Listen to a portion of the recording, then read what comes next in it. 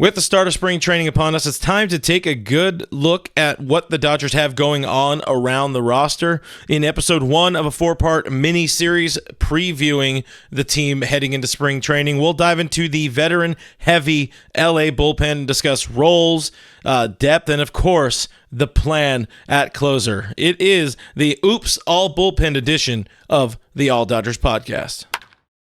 First, I am Clint Pasillas. You can find me as Real FRG on the social media platforms. Give me a follow there if you like Dodger baseball. Give us a follow here on the All Dodgers YouTube channel if you like baseball. Find me at alldodgers.com if you like Dodger baseball. And on this video, I said subscribe. Make sure you hit that bell, hit that thumbs up. That really helps out the channel. All right, guys, so kicking off the series, I'm happy to welcome a new face to the channel, but someone who's far from new in the greater Dodger space out there. You know him from his fire Twitter account, must follow on the Twitter, or the X as they call it these days, and, of course, his Substack, Thinking Blue with Blake Harris. Just also launched a YouTube channel, YouTube show under that same name. Yes, that's right, it's Blake Harris. Welcome to the program. Blake, how the hell you doing, my guy? I'm doing fantastic. We get to talk about a fun trade, a fun free agent signing for the bullpen. I mean, the moves that the Dodgers have been making all offseason has been great, but the bullpen, that's something when the offseason began, I was very interested in learning more about, seeing what they do with it, and it looks like it's fully coming together, and it could be an underrated part of the Dodgers. So I'm stoked to talk about this today with you, man. Yeah, I appreciate you coming on, and the bullpen was one of those things we've heard whispers about all offseason long. It's like maybe they want to get a closer. They want to add something to the bullpen at some point. It didn't seem like they were going to get something done before. Yeah, there was the long rumors about Brazier. And, of course, like I said in the intro, it's like we're talking Dodgers bullpen today because it was a busy-ass day. Just a couple days before pitchers and catchers report, you add Ryan Brazier back to the mix. They trade away Caleb Ferguson. This definitely feels like, as they usually do, they are leaning very heavily, let's dive into it, into the veteran kind of presence in the bullpen here, at least at the outset in 2024. You got Brazier back. You got the Joe Kelly. They say Blake Trinan's going to be back. I think you could lump Evan Phillips, Brusdar Graterol in there now as veterans. Dan Hudson might play a role. Let's just leave it open right here, throw you to the floor, or whatever the hell you want to say it, how you want to say it. What do you think about this somewhat newish look bullpen heading into camp? I mean, if everything goes according to plan, like all these guys are able to stay healthy, I absolutely love it. I mean, this is something that I think a lot of Dodgers fans kind of forget about in regards to like Blake Trinan, where this is a guy a couple of years ago, one of the best relievers in all of baseball. JP Fireeisen, when he was pitching in Tampa Bay, I think he had like a 24-inning scoreless streak. Yeah. Obviously, Daniel Hudson, we've seen him in limited sample sizes look really good. Injuries have kind of derailed that. So the Dodgers have so many guys, and again, it's asking for a lot, but you look at the key core, obviously you got Evan Phillips, Brusdar Graterol, Joe Kelly is your kind of main three, but there are so many potential weapons for this Dodgers bullpen where I'm sure in a 162-game season, there's going to be a lot of times where guys are on the IL. We're not getting the full healthy squad, but it's fun to imagine if everyone's able to be healthy, what this top 7 or what this top 8 can look like come October.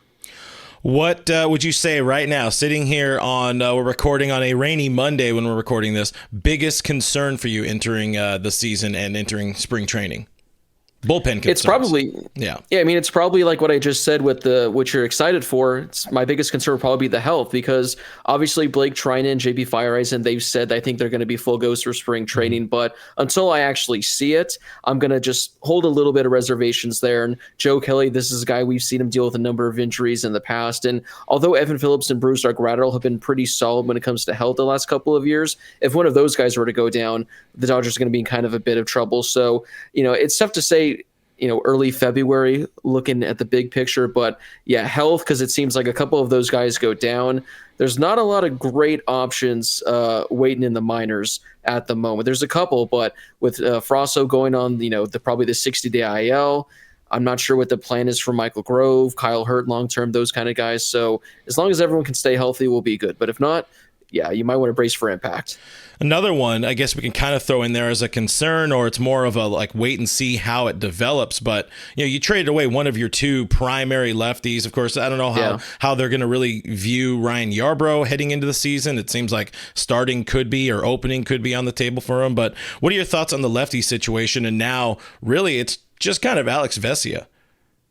Yeah, Dodger Twitter was really fun this morning because for those that have been following along this offseason, it seems like although they've made all these great moves, the one concern was having a lefty in the bullpen. I myself was on the Josh Hader train. I know a lot of people were kind of split on that, but I thought that would have been a pretty good addition. But you needed lefties, and you go and you trade away. Again, you can make the call, Vesia, Ferguson, who you prefer, but for some people, you can make the case that's their best lefty reliever, and you trade him away. So clearly, Andrew Friedman, Brandon Gomes, they have a master plan. They've put it together perfectly this offseason. I think what they've done is warranted us not trashing on them for trading away Caleb Ferguson, but it is a little bit concerning. I think a lot of us were going, I don't know about this. Hopefully you guys have this thought out, because outside of Yarbrough, who might be starting when Buehler, opens the season on the IL, you got Vesia and a bunch of righties. Yeah, and whatever they end up doing with this Gage kid that they picked up. Well, he's a 30-year-old dude that they picked up in the Vesia trade. We know. I mean, I did some content with Dodgers Daily Casey Porter in the offseason, or earlier in the offseason, talking about some of the minor league lefties that maybe some folks might not know that could play a role. Your John Rooney's, your Alec Gamboa's, or whatever. But still, to open the season, it's a little. Again, I would call it wait and see, but I would rather just have people that can get outs than, we need to have a dedicated lefty and a dedicated righty and all that. Just give me some outs, and we know Brazier was lights out against lefties last year, especially after coming to L.A. Shifting gears a little bit, we know... I'll say I have to ask. We have to put it out there, because reasonably, the team adds Shohei Ohtani. It adds global superstardom to the roster. This organization, this fan base, is going to add some new fans this year. Maybe some people that don't know baseball or don't know that much about the Dodgers. So we have to. A lot of people know. A lot of us assume. But what do you think? Who will be the Dodgers' primary closer in 2024, and is it the right call? Yeah, I know a lot of people are still kind of on the fence with the whole closer by committee thing. People think that the Dodgers have a locked-in guy.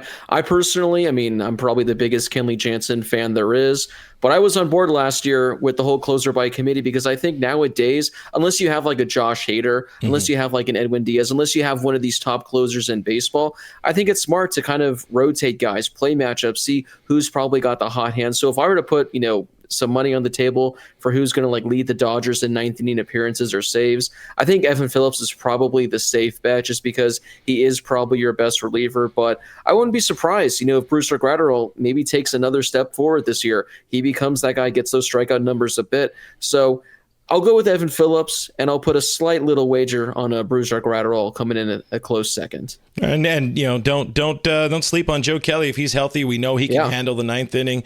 We know this team. We know Dave Roberts loves to have that ninth inning guy. I agree. Evan Phillips is going to definitely get the lion's share of the saves. I don't necessarily believe that's the best route to success for this club, and they have a lot of really good arms that can get saves all around. Blake Trinan is a dude who has 79 career Forgot saves. about him. If he's healthy and they say he's as back as he claims to be, he is as back as they claim him to be, then this is a really, really devastating looking bullpen. So we kind of touched on it there a little bit. How do you think high leverage situations play out this year? Yeah, so I think clearly, Evan Phillips is probably at the top, along with Graterol, Joe Kelly, assuming they're healthy. But yeah, like you just said with Blake Trinan, the forgotten man, where this is a guy, I think he has like 30 plus save seasons a couple of times. He's done the ninth inning. He's been the closer numerous times, so he can be that guy in the eighth, be that guy in the ninth. I don't know what his splits were a couple of years ago, what he was pitching frequently, but I think that's when Kenley was still here, so he probably wasn't getting the bulk of the ninth inning. But this is another guy that can get a high leverage. And again, like Daniel Hudson, I know he's a minor league contract right now, but he has experience closing out games. So it really is amazing because it seems like for a lot of teams, they don't have those guys that you can throw out there in the ninth inning because they just aren't built for the moment. But it seems like for the Dodgers, with the exception of whatever rookie they call up, probably has ninth inning experience, has a number of saves under their belt. So I think it's a great problem for the Dodgers to have, which, again, you can make a thing where there might be 5 or 6 Dodgers that finish the year with like 5 saves. I mean, there's so many different options they're probably going to turn to in the ninth. No, fully agree on that one. Hudson, I mean, this is a guy that closed out a game 7 of a World Series. So, yeah. Or closed out a World Series. I don't remember if it was a game 7 or not right now. It feels like it's been so long since we've seen him healthy. But yeah, there's a lot of options, and I don't think they don't need to marry themselves to a ninth inning guy, we'll say, and I feel like we can both agree on. And, we know Evan's going to get the majority of those saves when they happen, but not the best play to be. This is our anointed closer. Get him against the right people in the right situations. You mentioned Walker Buehler a little bit there. We're not planning on diving too much into the starting pitching situation, but we know with the state of the staff, it's going to be they're going to kind of slow play everybody. Yamamoto's just coming over to the States. Tyler Glasnow is a guy who has a gnarly enough injury history. You assume we're going to, or you could assume we will see a fair amount of like opener usage and some bulk guys. Do you think, maybe I'll ask it this way, do you agree with the idea that the team could go, especially early in the year, go pretty hard in the paint with bulk guys, maybe somebody like a Yarbrough like we mentioned, and there is the Michael Grove, there's some Emmett Sheehan in there. Well, how do you think they sort of play the long reliever role in the bullpen? Yeah, it's going to be interesting to follow. Like, I could see them unofficially going with like a 6-man rotation where they don't come out and say this is what we're going to do, but hereby, little by little, all of a sudden guys have a little additional rest. And it makes a lot of sense because, like you mentioned, you got Glasnow, who has a extensive injury history. Yeah. Yamamoto is used to pitching, I think, with like a 6-man rotation kind of schedule, something like that. And obviously Walker Buehler, whenever he's able to return, whether it's end of April, early May, the Dodgers have already said numerous times they're going to be very careful with his innings limit. So I think it's smart for the Dodgers to stretch these guys out. You clearly have guys like Ryan Yarbrough, you brought up Michael Grove. They can give you 3-4 innings, if you need, and then bring in the bullpen to finish the way. So I think that's the direction they go. Again, we'll have to wait and see how things kind of shape out during spring training. But overall, I think it would be beneficial for the Dodgers because if you're able to go through most of the season using a 6-man rotation, and you got Yamamoto, Glasnow, Buehler, Bobby Miller, all with relatively low inning numbers come like August and September.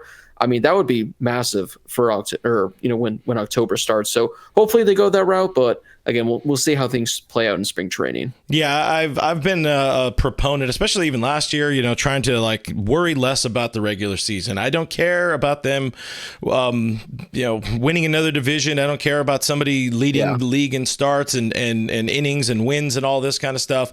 Let's worry about getting this staff, the pitching staff, as ready as possible for October. Be a little unconventional to traditional baseball wisdom, and it feels like this team is ready as ever to kind of just say F it and kind of change the system, as it were. Shifting gears a little bit, you did mention it slightly. I want to ask it a more direct way. How do you feel about the depth situation heading into the season, your bullpen depth? As of right now, I tweeted it this morning. Before the Brazier signing, I was pretty concerned. Now that at least they got him, I'm a little bit concerned because, again, on paper, if everyone's healthy, that looks like a really good bullpen. But as we've seen in years past, things can just fall apart so quickly. Yeah. If you're down a couple of guys, I mean, I guess if you turn to the other options right now, you have Kyle Hurt, who I'm really high on. I personally want to see more of Kyle Hurt, but he has only, I think, 2 big league innings under his belt. You got Gus Varland. The Dodgers are very high on him. I haven't necessarily seen it as much as other people have. Again, Michael Grove, he could be a bullpen piece, a starter, however they want to mix and match. So I think there are guys that are going to be waiting in the wings. I'm just a little bit concerned, again, if a couple guys get hurt and we're having to rely on those guys consistently. There might be some guys in spring training who are on minor league deals that can completely come out of nowhere and surprise us. We've seen the Dodgers do this in years past with guys they picked up, so maybe there'll be some studs that emerge. But again, as of right now, I still think they can go out and acquire someone. I'm going to put it out there in the universe that Devin Williams needs to be a Dodger. Do whatever you can, Friedman, or even like a Tanner Scott from Miami. I think that'd be a great piece as well. But I think the Dodgers could use another one of those guys, and then they can rely on the stacked farm system that they have when injuries eventually happen. That was one of the next things I was going to ask you. Do you think this team is done? Obviously, we would love to all see Devin Williams. Tanner Scott has been one of those guys that when folks here on the internet kind of turned me on to him, I was looking at his numbers and I'm like, holy shit, this dude is really good. That's what I did too. I was like, Tanner Scott, why does everyone want him? And then I go to his Savant page and I'm like, Do you think it's in the realm of reality? Obviously, Dodgers fans have already got so much, from the day they were swept up until now. So much has changed on this roster in a very, very positive way. But we always want more. Do you think it's being realistic to assume another blockbuster or big move can happen, especially with the state of the farm system as it is? They trade away Michael Busch, losing Nick Frasso for the year. It's not as stout as it's been in the past, but is a trade a real reality? I feel kind of selfish for wanting the Dodgers to do another move. Like, they've already given us enough this offseason. We shouldn't be begging for more. But I hear the Dodgers are ruining baseball, man. That's what I hear. Yeah. I mean, apparently, I guess teams like that play in Kansas City, turns out they can sign guys to $280 million contracts too. So go figure there. But who knows? Baseball's bad because the Dodgers are spending. But yeah, obviously, like you said, the farm system isn't as deep as it's been in years past. I wouldn't be surprised, though, if a year from right now, the Dodgers have like 5 or 6 top 100 prospects again. But when you can go out and acquire arguably the best reliever in all of baseball. I mean, clearly he's won reliever of the year twice in the last couple of years in Devin Williams. When you can acquire a guy like that still has 2 years of control left, the Dodgers do have a number of pieces that I don't know necessarily they have a role in this team, whether it's like a Miguel Vargas, whether it's a Kyle Hurt, whether it's a Gavin Stone, guys that probably can contribute at some point this year, aren't guaranteed spots. The Dodgers are all in. They've pushed in all their chips for these next couple of years. And if you got to deplete the farm system just a little bit more to lock in a guy like a Devin Williams, because all of a sudden now, let's say the Dodgers bring in Devin Williams, they pay a hefty price. But if your bullpen consists of Devin Williams, Evan Phillips, Brusdar Graterol, Joe Kelly, Blake Trinan, JP Fireeisen, Daniel Hudson if he's able to come back, I mean, that is a bullpen where your starter can go 3 innings and you are in perfectly good hands. So I don't think the Dodgers necessarily have to go that route, but I'm at the point now where I'm okay with whatever the price would have to be to make that happen. I'm sure there's a lot of people that are on that same boat. The prospect huggers this year or this offseason have definitely got a lot quieter than we've heard in years past. Final one before I get you out of here. This one will be either fun or stressful. Describe the bullpen in 3 words.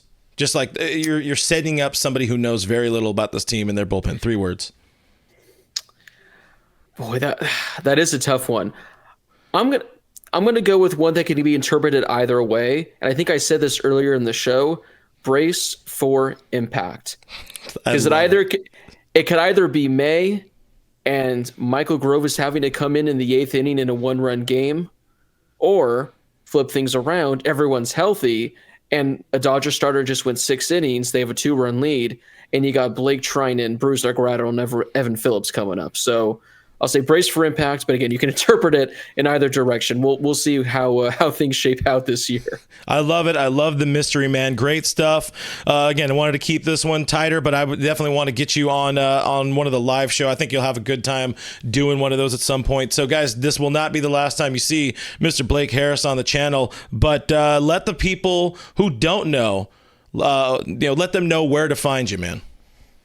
Yeah, if you guys are on Twitter/X, you guys can find me over there at Blake H. Harris. That's where I spend most of my time. Even when the Dodgers aren't playing, yep. I spend way too much time on Twitter because it's the best place ever. You guys can also find me on YouTube. Just search Blake Harris. I should pop up, but if I don't, you can throw in Thinking Blue in there. And you guys can find me there as well. And, of course, you got the Substack. You got everything else going on there. So I will have all the links in the description below. So appreciate the time, man, and I'll catch you on the next one of these.